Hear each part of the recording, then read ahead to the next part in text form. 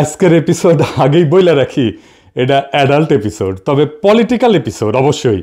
তাই viewer description যারে বলে মানে শুধু প্রাপ্তবয়স্করা দেখবেন, এটা পারিবারিকভাবে উপভোগের ভিডিও না। আমি কি কোনো খারাপ কথা কইব? না, আমি খুবই গোপন ডাক্তারি বিদ্যার কথা কইব, যা কেউ কখনো আপনারা বলে নাই। আজকালকার দিন হইতেছে এক্সপোজ করার যুগ। প্রাইভেট চ্যাট, প্রাইভেট ছবি, প্রাইভেট ভিডিও, প্রাইভেট ইমেল সবার সামনে উন্মুক্ত করে দেওয়াটাই হ্যাডম ইনভেস্টিগেটিভ জার্নালিজম। আজকে আমি সেই প্রাইভেট স্পেসের গল্প কমো। 6 ফিট বাই 6 ফিটের ডাক্তারের চেম্বারের ভিতরে যা যা ঘটে তার একটা স্ন্যাপশট দেখাবো। আরও গল্প আছে পরে কমনে। তো সেই ছোট্ট ঘরে কত হ্যাডোমালা মানুষজন স্বেচ্ছায় কত কিছু করে, কত রকমভাবে বেজ্জত হয়, সেটা নিয়ে আজকের আলাপ না। আমি কোনো বিশেষ ব্যক্তির গোপন বিষয় নিয়ে আলাপ করব না। আমার আজকের আঙ্গুল আমি অনেকের পুন্দেই দেব। আজকের আলাপ পুটকিতে আঙ্গুল। জি, 40 বছর পার হইলে স্ত্রী পুরুষ সকলের চোখের চাইলসা হয়, আর সকল পুরুষ 40 বছর বাইসা থাকলে ডাক্তারের আঙ্গুল তারে নিতেই হয়। মানুষ ভাবে সে পৃথিবীর কেন্দ্র, সে ভাবে সে প্রেম, রাজনীতি আর পরমাণু ফিজিক্স বুঝে, কিন্তু সে জানে না সে তার পুটকিতে কি ঘটতেছে। আর সেই অন্ধকারে এই ডাক্তারেরা নিপুণ দক্ষতায় কাজ করে। সে জীবনের এক নতুন অধ্যায়কে আঙুল দিয়া অনুভব করে। আমেরিকানরা আঙুল দেওয়ার একটা সাইন আবিষ্কার করেছে। এটা হইতেছে এরকম, মানে মাঝের আঙুল পশ্চাতে ঢুকবে। এটা আবিষ্কার যে করেছে সে জিন্দিগিতে কারো আঙুল ঢুকায় নাই। সে মনে করেছে এই আঙুল যেহেতু বড় তাই বেশি ভিতরে ঢুকবি। মিস্টার বিনের একটা সিনেমা আছে, আমেরিকায় গিয়ে শিখেছে যে সে মনে করেছে থামস আপ এটার আমেরিকার ভার্সন হইতেছে এটা। হ্যাঁ দেখান এডিটর সাহেব, এটা দেখান, পোলাবান স্যাড়া বেড়া এরা মজা পাবিনি।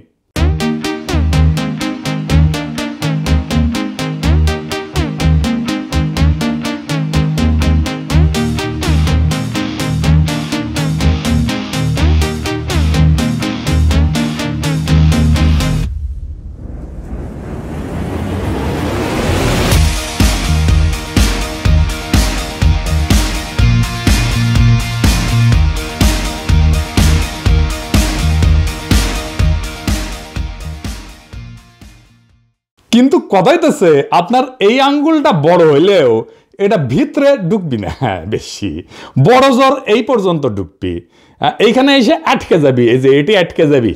হ্যাঁ, তার উপরে এই আঙ্গুল শক্তিশালী না। হ্যাঁ, পুটকির ভিতরে আঙ্গুল আপনি ঢুকাইতে পারবেন না, ভেঙে যাবে, আঙ্গুল ভেঙে যাবে, কিন্তু পুটকির কিছু হবে না।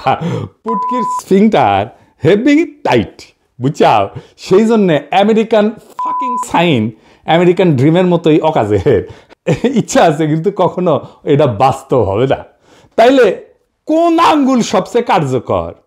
সেটা তর্জনী। এটা শক্তিশালী, পুটকির সকল রেজিস্ট্যান্স ভেদ করে গভীরে ঢুকে যেতে পারে।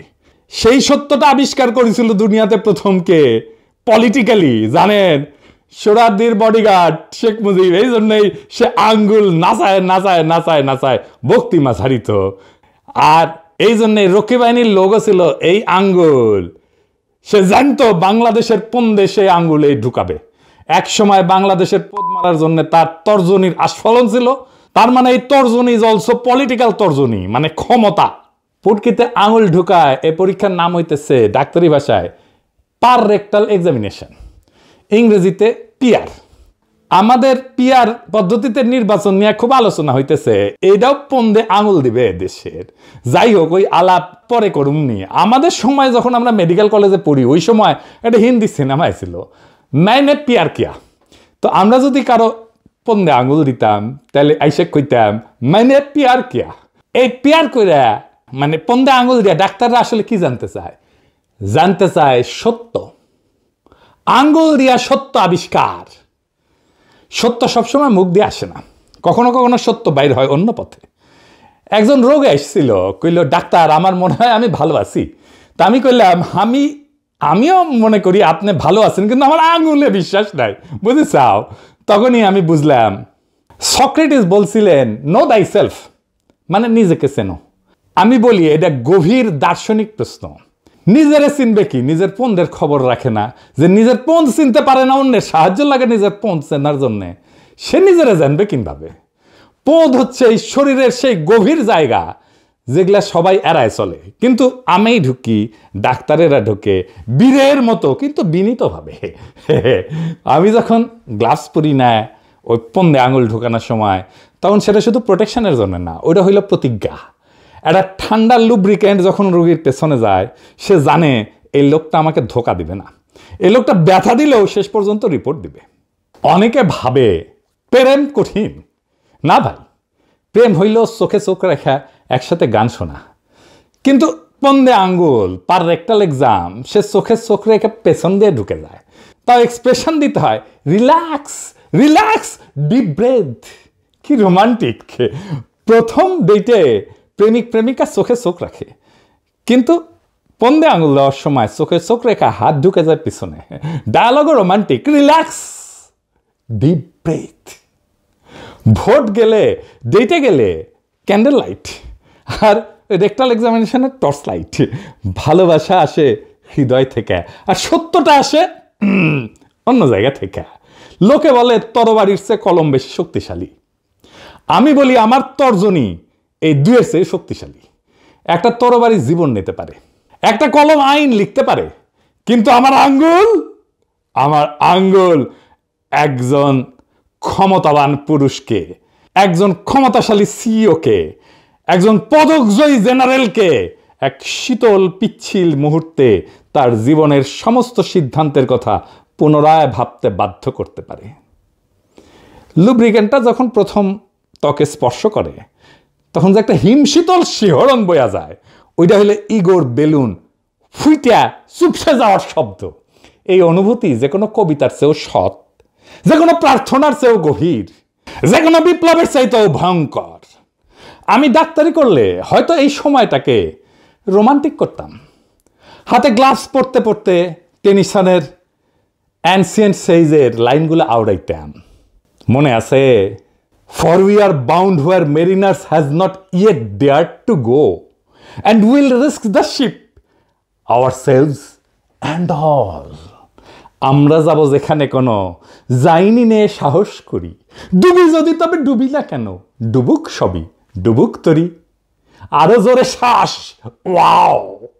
আমার সংক্ষিপ্ত ডাক্তারি জীবনে আমি 1000টা পন্দে আঙ্গুল দিছি। সবাই আলাদা, কিন্তু একটা জিনিস, সবারই একটা পয়েন্ট থাকে। তারা বলে, ডাক্তার সাহেব আর না। 5th ইয়ারে আমি ফাইনাল পরীক্ষা দিচ্ছি। সার্জারির মেডিকেল কলেজের ফাইনাল পরীক্ষায় সারাদিন ধরে চলে। একটা কেস থাকে, বলা হয় লং কেস। মানে আপনাকে একটা সত্যিকারের রোগী দেওয়া হবে, একটা বেড দেওয়া হবে, আপনি সেই রোগীকে দেখবেন, তার কি রোগ হতে পারে সেটা ডায়াগনোসিস করবেন, কি কি পরীক্ষা নিরীক্ষা দেওয়া যেতে পারে সেটা দেখবেন, এবং আপনাকে ওই রোগীর বিছানার পাশে সেই বাঘা বাঘা প্রফেসররা আইসা প্রশ্ন জিজ্ঞেস করবে। আপনি কি পাইছেন, কেন পাইছেন, কেন মনে করতেছেন এটা এই অসুখ ওই অসুখ না। এই পুলসেরাত পার হইতে হবে, তাইলে আপনি নামের আগে ডাক্তার লিখতে পারবেন। তো আমার ভাগ্যে পড়লো একজন রোগী যার প্রোস্টেটের সমস্যা। এই রোগীকে পুটকিতে আঙুল দিয়ে এক্সামিনেশন করতেই হয়। আমি হিস্ট্রি টিস্ট্রি নিয়ে তারে এক্সামিনেশন করার জন্য গ্লাভস চাইলাম, ভেজলিন চাইলাম, আর কইলাম ওয়ার্ড বয়কে পর্দাটা লাগাই দেন ভাই। পর্দা লাগানো শেষ হইলো, আমার গ্লাভস পরাও শেষ।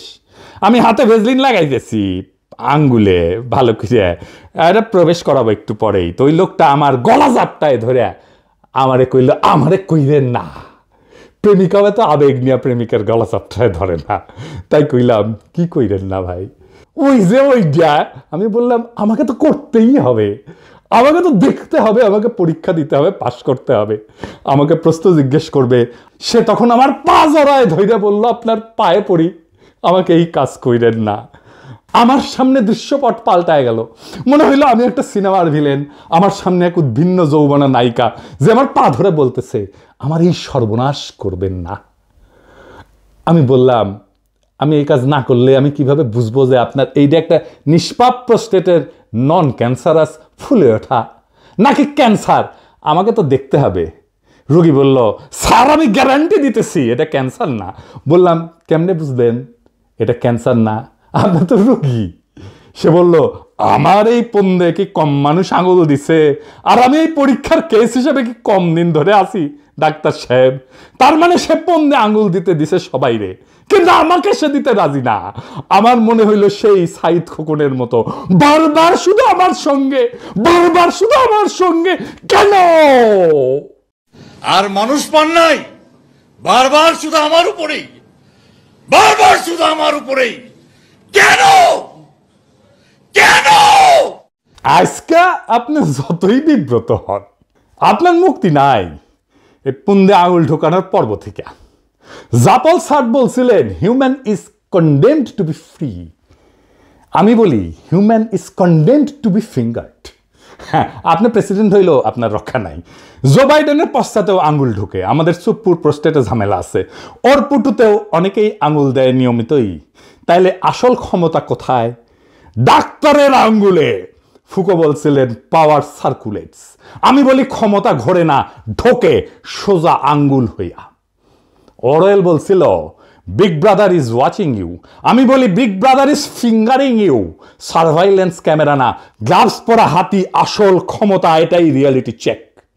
আর এই পরীক্ষাটা কিন্তু ফ্রি না। প্রত্যেকটা মেগা প্রজেক্ট, প্রত্যেকটা নতুন আইন হইল আঙ্গুলের আর একটা ধাক্কা, যা আরো গভীরে যায়। তারা এটাকে উন্নয়ন বলে, কিন্তু জনগণ কেবল চাপ অনুভব করে। আর দেশের মিডিয়া, তারা হইল রাষ্ট্রীয় লুব্রিক্যান্ট। রাতের টকশোগুলোতে তারা এমনভাবে পিচ্ছিল পদার্থ লাগায়, এমনভাবে বোঝায় যে এইবারের আঙুলটা আগের বারের চেয়ে ভালো। আর এই অস্বস্তিটা আসলে অগ্রগতির লক্ষণ। তার এমন এক পিচ্ছিল বয়ান তৈরি করে যাতে ক্ষমতার আঙুলটা বিনা বাধায় ঢুকে যাইতে পারে জনগণের পশ্চাৎ দেশে। আর জনতা কেবল শূন্য পকেট নিয়ে বসে থাকে। ক্ষমতা আর এই আঙ্গুল শুধু ঢুকে না, ঢুকে জানান দেয় এর নামই শাসন। জনতাকে বলা হয় এটা আপনার ভালোর জন্যেই, জাতির স্বাস্থ্যর জন্যে এটা একটা রুটিন চেক আপ। সরকারি দলের আঙুল অভিজ্ঞ, কড়া পড়া, সে সব সংবেদনশীল জায়গা চেনে, কোথায় চাপ দিলে কাঙ্ক্ষিত প্রতিক্রিয়া পাওয়া যাবে সে জানে। আর বিরোধী দল, তারা নতুন লুব্রিকেন্ট মাখানো গ্লাভস হাতে নিয়ে অপেক্ষা করে আর প্রতিশ্রুতি দেয় এক কোমল স্পর্শের, এক গণতান্ত্রিক অনুসন্ধানের। কিন্তু জনতা এখন সব বোঝে। 40 বছর পর পুটকিস ফিংটারও আঙুল চিনতে শেখে। সে জানে আঙুল বাম দলের হোক আর ডান দলের হোক, গন্তব্য একটাই, লক্ষ্য একটাই, রাষ্ট্রের প্রোস্টেট গ্রন্থি পরীক্ষা করা। আর প্রতিবারের ডায়াগনোসিসও একই, benign prostatic hyperplasia of the state. রাষ্ট্রযন্ত্র ফুলে উঠছে, পয়সা উঠছে, পথ আটকায় রাখছে সমস্ত সম্ভাবনার, আর শান্তিতে কাউকে পেশাব করতে দিচ্ছে না। ভোটও একটা পন্দে আঙুল দেওয়া। দেশ মনে করে চিকিৎসা হচ্ছে, পুরা রাষ্ট্রযন্ত্র জনতাকে বলে জোরে নিঃশ্বাস নেন এই ভোটের উন্মাদনা জাগানোর জন্য, তারপরে নিঃশব্দে ঢুকায় দেয় আর এক নতুন আঙ্গুল, নতুন ক্ষমতা।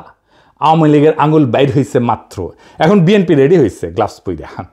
আওয়ামী লীগের নৌকার সাইজ বড়, তাই বহুত কষ্ট হয়েছে। তবে আগামীর ধানের শীষ খুব শান্তির হবে না। ওইটা শুয়া আছে, ধানের মধ্যে শুয়া আছে, ওইটা যখন যাবে তখন টের পাবেন। আওয়ামী লীগ বলে রিল্যাক্স, এইটা আপনার ভালোর জন্যে। বিএনপি বলে আমরা সফট টাচ দেব, কিন্তু জনগণের সিংটা শিখে গেছে, পার্টি পাল্টায় কিন্তু আঙ্গুলের গন্তব্য ওইটা পাল্টায় না। বাঙ্গুল্যান্ডের সকল প্রগতিশীলরা সলজ্জ সম্পদের হেফাজত করেন। নেরিবাদী, প্রগতিশীল, ধনবাদী মানে যাদের ধন বড়, এলিট বুদ্ধিজীবীরা সাইরেন বাজাইলাম, এডিটর সাহেব সাইরেন বেজে দেন। এই প্যান্ডোরার বক্স আপনারাই খুলিছেন, কল্পনাও করতে পারতেছেন না কিভাবে হুতায় দেওয়া হবে আপনাদের দেখানো অস্ত্র দিয়াই। আপনারা এক অন্ধকার গুহার দরজা খুলে দিছেন, যেখানে আমি হয়তো কখনোই পা দিতাম না। এইবার আমারে পা দাবাইছেন। অন্ধকার গুহা নিয়া প্লেটো এক দার্শনিক আবিষ্কার করছিলেন। প্লেটোর গুহার এক ধরনের উপমা, অ্যালিগরি বলে আর কি, যা দিয়ে বোঝাইতে চাইছিলেন মানুষ আসলে সত্য দেখে না, তারা সত্যের ছায়া দেখে। গল্পটা কেমন? এটা ফিলোসফির, দর্শনের একটা খুব গুরুত্বপূর্ণ এবং মৌলিক গল্প। আসেন গল্পটা শুনে দেখি। ধরেন একটা গুহার ভিতরে কয়জন মানুষ ছোটবেলা থেকে বন্দী, তাদের হাত পা বাঁধা, মাথাও ঘুরাইতে পারে না। তারা শুধু গুহার দেয়ালের দিকে তাকায় থাকতে পারে। গুহার পিছন দিকে একটা আগুন জ্বলতেছে জল জল কইরা, আর সেই আগুনের সামনের দিকে কিছু মানুষ জিনিসপত্র নিয়ে হাঁটাহাঁটি করতেছে, মূর্তি, পশু, গাছপালা। এর ফলে কি হয়? গুহার দেয়ালে সেই জিনিসগুলার ছায়া পড়ে। বন্দি মানুষগুলা জীবনে কখনো আসল জিনিস দেখে নাই, তারা শুধু সেই ছায়াগুলাই দেখে, তাই তারা ভাবে ছায়াটাই আসল সত্য। একদিন যদি হঠাৎ করে তাদের মধ্যে থেকে একদিন কেউ মুক্ত হইয়া বাইরে যায়, তার তো প্রথমে চোখ ধাঁধায় যাবে। সে দেখবে, আরে এতদিন যেগুলোকে আমি সত্য ভাবছিলাম সেগুলো আসলে ছায়া, আসল সত্য বাইরে সূর্যের আলোতে বাস্তব জগতে। যদি সেই লোকটা আবার গুহায় ফিরে গিয়া অন্যদের বোঝাইতে চায় তোমরা যা দেখতেছো সেটা সত্য না, বাকিরা বিশ্বাসই করবে না, হাসাহাসি করবে, বলবে এই পাগল কি সব আজগুবি কথা বলতেছে। আমি হইতেছি গুহা থেকে বাইর হয়ে যাওয়া সেই মানুষ যে ফিরে আইসা নতুন দুনিয়ার গল্প বলতেছি। এর মানে কি? মানে প্লেটো বলতে চাইছেন আমরা সবাই আসলে এক ধরনের গুহায় বাস করি। আমরা সমাজ, রাজনীতি, মিডিয়া এই সমস্ত দেখানো ছায়া দেখা ভাবি এ সমস্তই সত্য, কিন্তু আসল সত্য এর বাইরে গভীর চিন্তা এবং জ্ঞান অর্জনের মাধ্যমে ধরা যায়। সেই জন্যই আমি প্রশ্ন তুলি, সেই জন্য আমি নতুন সত্যের সামনে দাঁড় করায় দিই জাতিকে। সকলে বিভ্রান্ত হইয়া যায়, মনে করে এতদিন যা জানছি সব ভুল, কেমনে হয়? আমি সেই মানুষ যে গুহায় কোনো ছায়া দেখি না, আমি গুহার গভীরে যা অনুভব করি। আমাকে যদি বলা হয় আপনি তো ডাক্তারি করেন নাই, কিন্তু ডাক্তার হিসেবে আপনার কোনো অন্তিম ইচ্ছা আছে? আমি বলবো হ্যাঁ আছে। আপনারা যদি জিজ্ঞেস করেন কি সেইটা, আমার পৃথিবীতে একজনেরই পন্দে আঙুল দিয়া পরীক্ষা করার ইচ্ছা আছে, সেটা হইতেছে ওয়াকারের পথবালক।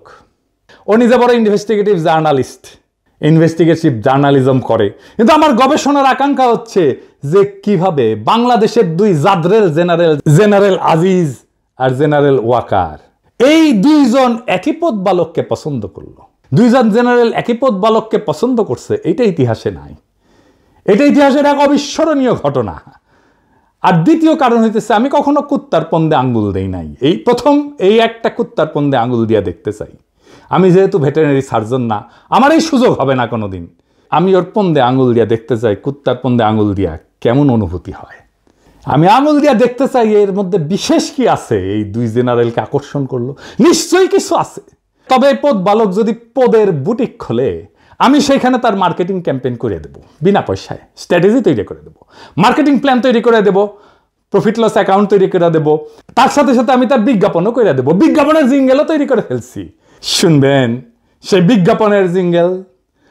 এমন পুটু কোথাও খুঁজে পাবে না কো তুমি, সকল পুটুর রানী সেজে স্বামীর পুটু ভূমি, সেজে স্বামীর পুটু ভূমি, সেজে স্বামীর পুটু ভূমি।